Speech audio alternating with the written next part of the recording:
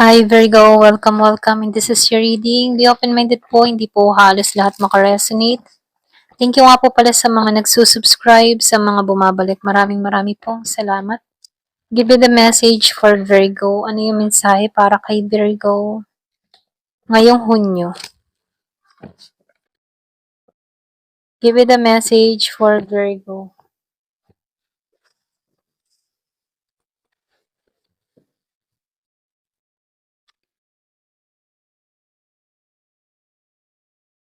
So, lumalabas dito, no? Hindi ka madamot na tao. So, mapagbigay ka. Kaya lang, dito na lumalabas ito, dahil mapagbigay ka, may mga tao din na nananamtala, ayan, nagsasamantala, ayan. Pasensya na utal ako. Nagsasamantala sa'yo. Kumbaga, tinitik advantage yung kabaitan mo rito. So, dito, binibigyan ka ng boundaries, okay? Or pwede rin, kailangan mag-put ng boundaries. Kasi dito, merong mga tao na hindi rumirespeto sa'yo. Ayan, meron dito mga taong hindi rumirespeto sa'yo dahil, kumbaga, dahil sa kabaitan mo, no, umaabuso. Ayan, tinutulungan ka dito na kailangan mag-put ka ng boundaries. So, nafe-feel ko rin dito, yung iba sa inyo, meron parating sa buhay mo na Scorpio, Cancer, and Pisces dun sa iba ha. Nakikita ko dito, pagkikitang muli or pwede rin nasa LDR situation ka. So, nakikita ko dito yung pagtatagpong muli. Andun yung passion ng tao na to. Meron akong nakikita dito na Aries, Leo, Sagittarius, yung iba sa inyo meron kang kadiling na ganito. Andun yung passion, andun yung pagmamahal ng tao na to sa'yo, nakasubaybay to, or pwede rin bago to, okay? So, nakikita ko dito, merong na-attract, nakatingin sa'yo. Ayan. So, yung iba sa inyo, no? Yung iba sa inyo, merong LDR situation dito na biglaan kayo magkikita. May pagkikitang muli. And then, yung iba naman sa inyo, meron ditong taong na-attract sa'yo, okay? So, nakikita ko dito, attractive kang tao. Malakas yung appeal mo, malakas yung charisma mo. Nakikita ko rin dito na ikaw yung tipo ng tao na energetic, positive. Pagdating sa emotion mo, balance ka. Kumbaga, napaka-energetic mo. Hindi ka nalulubat. Ganon. So, nakikita ko dito, ikaw yung tipo ng tao na matagumpay ka sa mga ginagawa mo, masigla ka, okay? Andun yung passion mo sa mga tinatrabaho mo. Kaya ka nagtatagumpay dito. Kaya lang, hindi lang din inaasahan dito may mga taong abusado sa'yo, okay? Kasi masyado kang mabigay.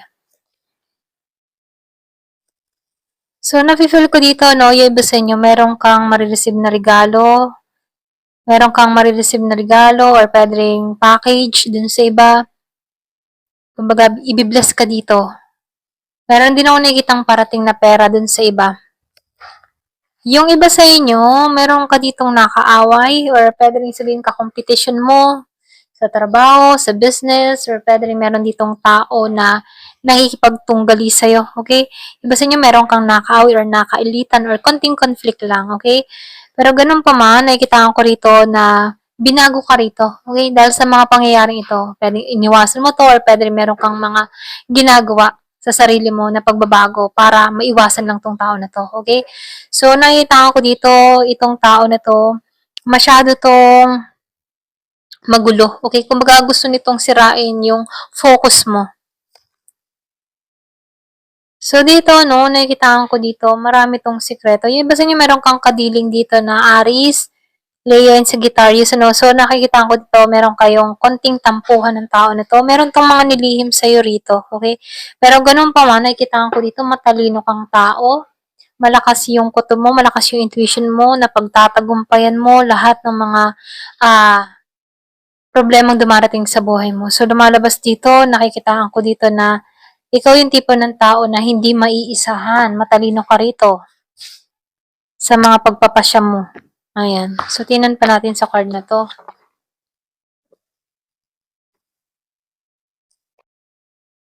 Give me the message. So, yung ba sa inyo, nakikita ko dito may parating na bakasyon or pwede rin nagbabala kang magbakasyon. Papahinga mo yung isip mo, katawan mo. So, lumalabas dito, no, merong magbabakasyon. Meron din ako nakikitang solid foundation, patungo ka sa tagumpay. Lahat ng effort mo, lahat ng ginagawa mo, tinatrabaho mo, magdadala ito ng tagumpay sa'yo. Solid foundation to. Kumbaga matatag na pundasyon. So, meron ka ditong butterfly. So, change for the better. So, meron ditong pagbabago para sa ikabubuti mo. Pwedeng tinatahak mo na yung sarili mo sa pagbabago. Tinatanggalan mo na yung old version of you. Ganyan. So, nakikitaan ko dito, may pagbabagong parating sa buhay mo. Kaya lang dito, no, meron ditong sneaky energy or pwede rin sabihin, merong tao dito na inaalam ko anong resource mo. Especially sa business mo. Kasi matagumpay ka dito eh. Solid yung mga ginagawa mo, mga tinatrabaho mo. Kaya dito, meron tao na curious siya. Anong sikreto ng tao nito? Bakit siya nagtatagumpay dito? Kaya meron ka ditong kakompetisyon, yung sinabi ko kanina. So, needle and thread, so lumalabas ito, lahat ng mga tinatrabaho mo, ginagawa mo, ay magtatagumpay at kung ano man yung hinihiling mo, masasakatuparan mo to. So, pag-ingatan mo lang yung pera, no? Kasi meron ditong devil eh, na kung saan pwedeng iniisahan ka pagdating sa pera, hinuhut-hutan ka, ayan. Kumbaga, ikaw para kang charity, bigay ka lang ng bigay. Kasi meron kang blessing na raw na dumarating dahil sa pagiging mong mabait, yan, bigay ka ng bigay hanggang sa nauubusan ka na rito. Kaya pay attention to your finance, ano. Ito lang yung mensahe dito. So, meron ka ditong wish na matutupad, ayan. Kung ano man yung hiling mo, matutupad mo to. So, 2 beses na wish granted. So, mag-ingat ka, no? Kasi meron ditong traitor. Lumabas ng fox sa pagitan pa ng dagger. So, nakikita ko dito, meron ditong tense na sitwasyon, meron ditong tao na, kumbaga, no, nag-aalala siya dito. Or pwede rin sabihin na, meron ditong nagtatraidor, nag-betray, okay? So, meron ditong inaalam kung ano ba yung sikreto mo, ano ba yung lihi mo, okay? So, meron ditong egg, nakikita ko dito, success assured with the good plans and hard work. Lahat ng mga pinaghirapan mo, patungo to sa tagumpay. Lahat ng tinrabaho mo, patungo to sa tagumpay. Ayan. Basket. So, lumalabas na no recognition, may pagkilala na mangyayari sa'yo, sa mga gawa mo. Okay, kung meron kang mga tinatrabaho, business, may pagkilala, unti-unti na nakikilala yung mga tinatrabaho mo. So, tagumpay ka talaga dito. Meron ditong dog. So, yung iba sa inyo, meron kang kaibigan na malayo, no? Naiisip ka ng tao na to, bigla ka niyang naalala rito.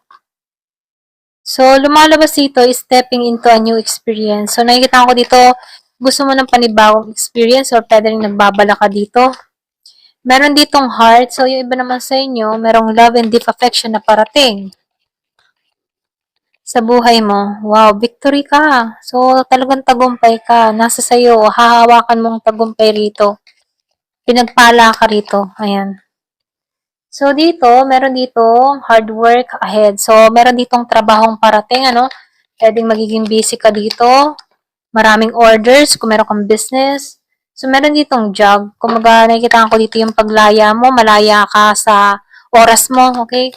Hindi ka kailangan na, iba't ibang hindi ka kailangang utusan, may sarili kang oras, ganyan, malaya kang gawin ang mga bagay na gusto mo.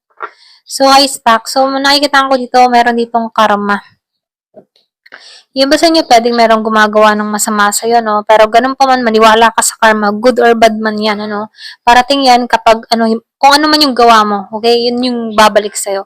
So, lumalabas din dito, someone working against you. So, may kalabang ka talaga, merong naiinggit sa'yo, or pwede rin sabihin, behind your back, tumatraidor to, okay? Meron ka ditong nalapit sa'yo, nilalapitan ka, inaalam ang resource mo, inaalam kung ano sikreto mo, nakatingin at nakasubaybay to sa'yo, ayan, may pag-atake pang gagawin sa'yo rito, okay? So, ingat ka sa pagkakatiwalaan mo, hindi halos lahat ng nakakasalamuha mo ito totoo, ayan. So, meron ka lang babala dito, no? So, meron ditong elephant, meron ditong malayong paglalakbay, no? Pwedeng iba sa inyo, nagbabala ka mag-travel. So, dito sa paglalakbay mong ito, dito masusubukan yung physical at mental mo na kung saan sa pagdating sa dulo, magiging kang wais dahil sa mga experience na to, okay? Give me the message, yun ang pa yung mensahe. So, someone is behaving stupidly. Meron ditong tao sa paligid mo na kumikilos ng katangahan, mali-mali ang mga ginagawa. Ayan. So, dito, meron ditong dolphin. Ayan. Throne, position of authority, nasa sayo, hawak mo to, okay? So, meron ditong dolphin, financial gain, usually coming from something you did in the past. Kung ano man yung mga pinarabaho mo sa nakaraan, meron ditong pagdagdag ng iyong kabuhay, na financial mo, okay, may pag-angat na mangyayari sa'yo. So, lumalabas dito, no, na meron ditong paglawak o paglaki ng kaperahan niya. Ayan, ito lang yung nakikita ko. Ayan. Thank you for watching. Love and peace.